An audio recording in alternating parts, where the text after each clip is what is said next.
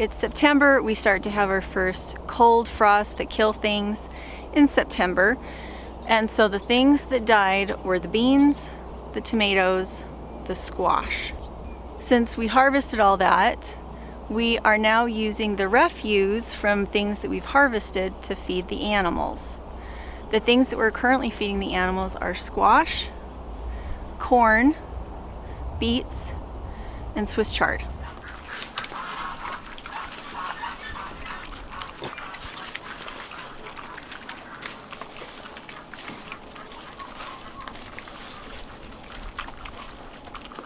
We still need to harvest the potatoes, but with potatoes, in order for them to develop that hard skin on the outside, that rough skin, they have to cure for a little bit. And they cure in the ground after the plant, the vine part of it dies.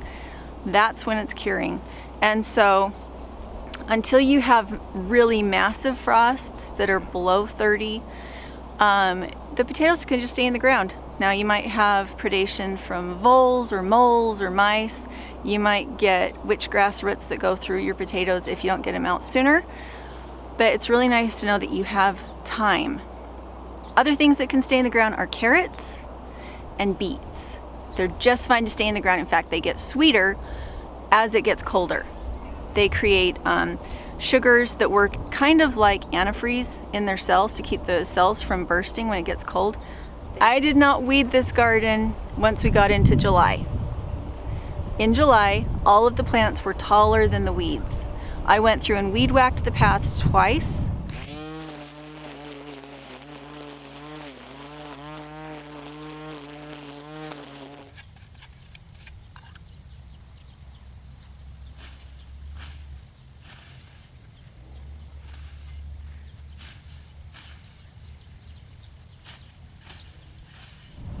And that was it, just to keep the weeds from getting taller than the plants and give us access to the plants. So this row was Chinese cabbage, and that's what we planted it to on top of potatoes.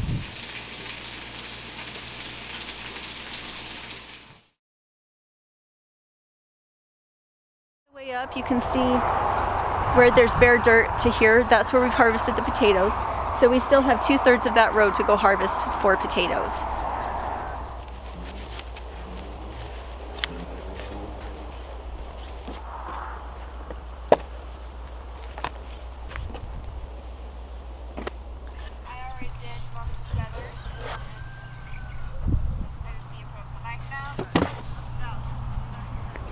This row was peas.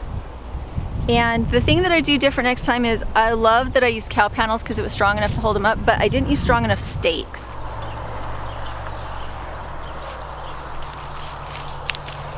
I needed T-posts, which are like this tall and super strong and deep in the ground, and instead I used step-in stakes. It was a huge mistake. As soon as the peas got bitter or hard, or once we had harvested all the peas, depending on which one it was, we would pull the vines up. I'll show you. The vines are great to use as hay for rabbits, goats, pigs. They'll eat the little pods off, and it's pretty fun to watch.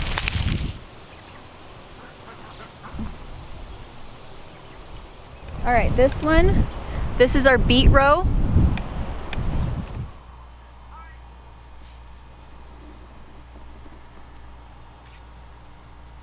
On a farm, people food is animal food. We eat the leaves too, like a green, and we also eat the beets. These are mangle beets, which are a fodder beet. What I do with these is I take these in and put them in my dehydrator. I grate the beet part, I cut up, chop the greens part, and I dehydrate it and use it as food and treats for the goats when they're being milked. This row is carrots and potatoes.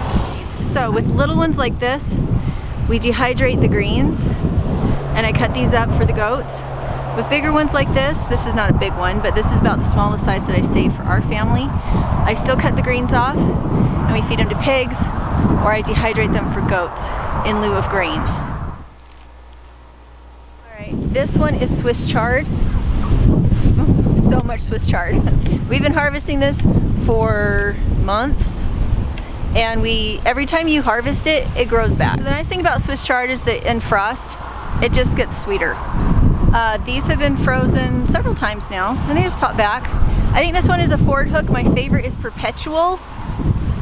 We use this as a green, and then we also feed it to the rabbits.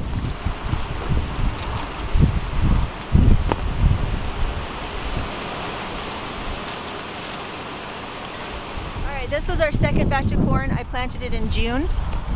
I just wanted to see if it would put anything on.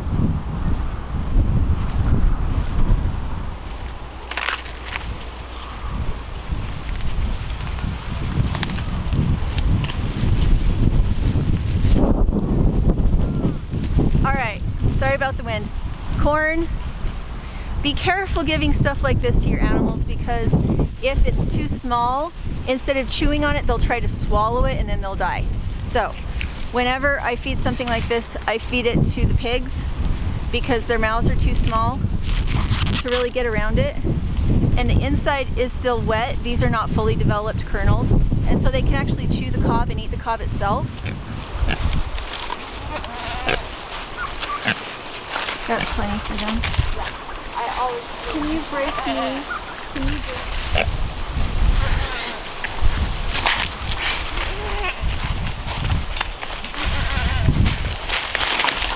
Yeah. Did you get it? This is what goes to the pigs, the goats, the rabbits. Everybody eats these. You can break them off into sections. You can break them off into sections and they just eat the whole thing. As long as it still has a little bit of green in it, it still has sugars in it. It feeds them as if it was grain, as if it was corn. This is what they make silage out of. Yes. Can you show me how you harvest? Oh, you're wonderful.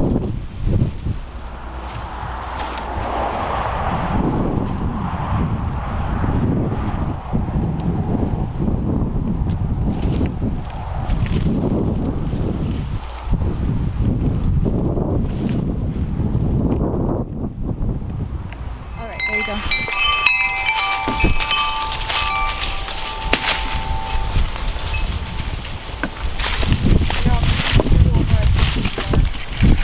Just do them here and the others can come and eat them.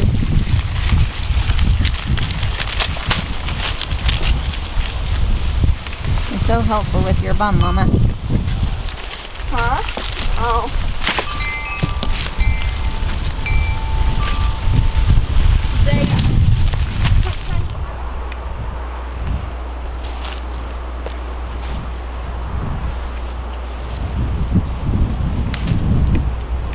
So this is what we got a lot of. I think it was from last year's seed actually, because it looks like kind of like a ghost acorn, my kids call it. It's like a white acorn squash, and we had lots of these.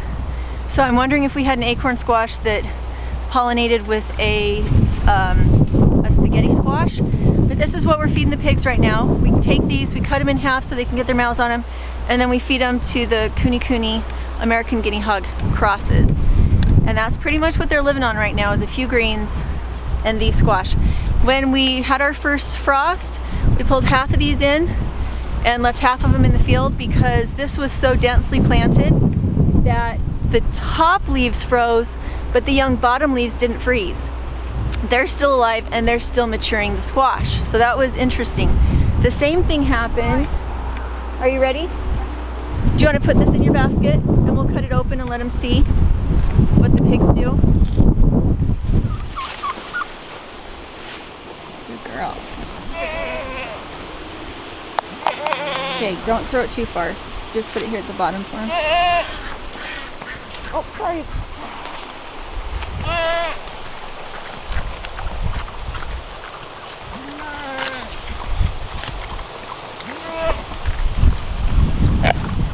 This is my green bean row. I did not use any kind of trellis for it, and I planted it very thick. And what happened was it laid down and started to climb the corn. And when that happened, we couldn't really see the green beans. I wasn't really paying attention. We could have been harvesting them a lot longer than we did, because I thought that no beans had come on, because I kept seeing little white flowers, but I wasn't searching deep enough to find the beans. But what happened was when it froze, all that foliage over the top of the beans meant that the vines died, but all of the beans were fine. They didn't freeze, so we were still able to process them.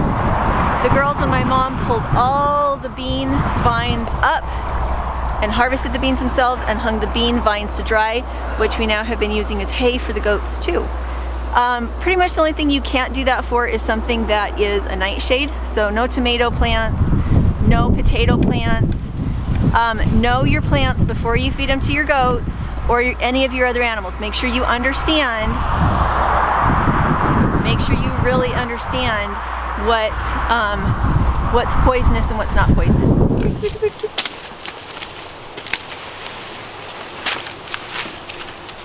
These guys are spoiled. They get commercial feed.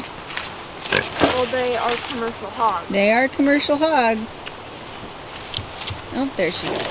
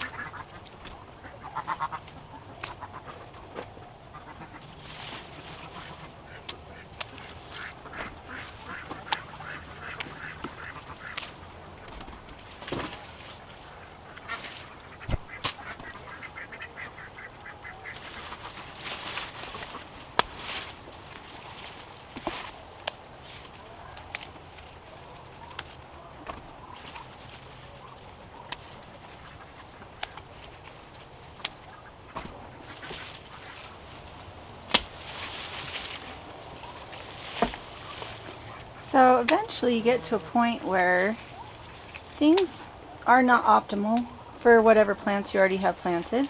And there's nothing wrong with just at that point letting things ripen in the house rather than losing your harvest.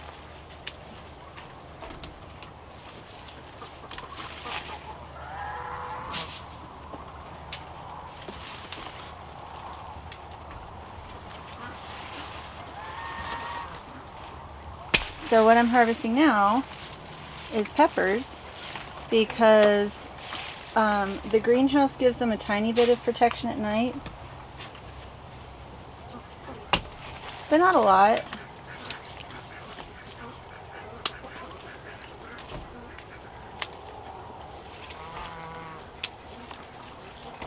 So I just take these in, and if they're jalapenos or hot peppers, I let them dry for later for chilies.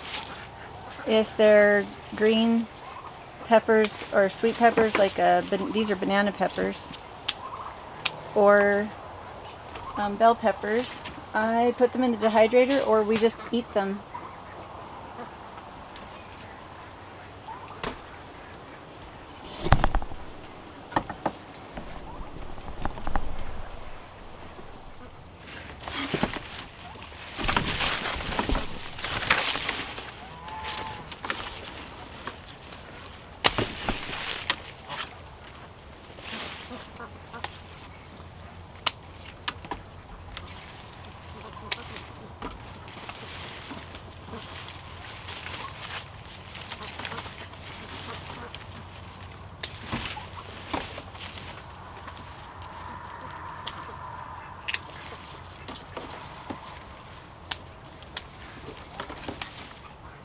I think there's a reason.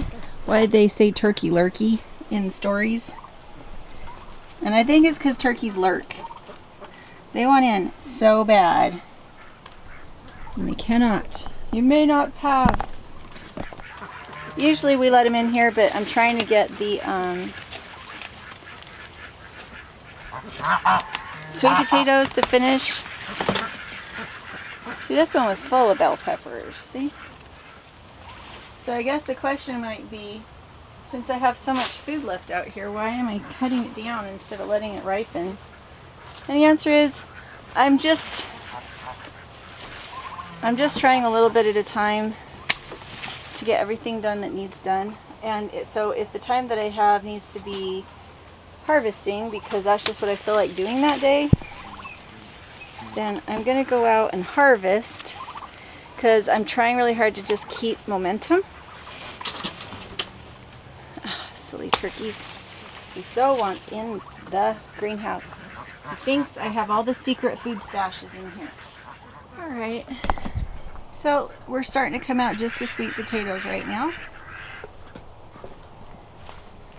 This baggie that I have right here, this one, the sweet potatoes are in here because it gets warm enough in the greenhouse to help them to cure. Sounds like we got a cow in the pasture next door. There, can you see now? Okay, it looks like this little one didn't actually have any fruit on it at all. No peppers, so good thing to get that one out.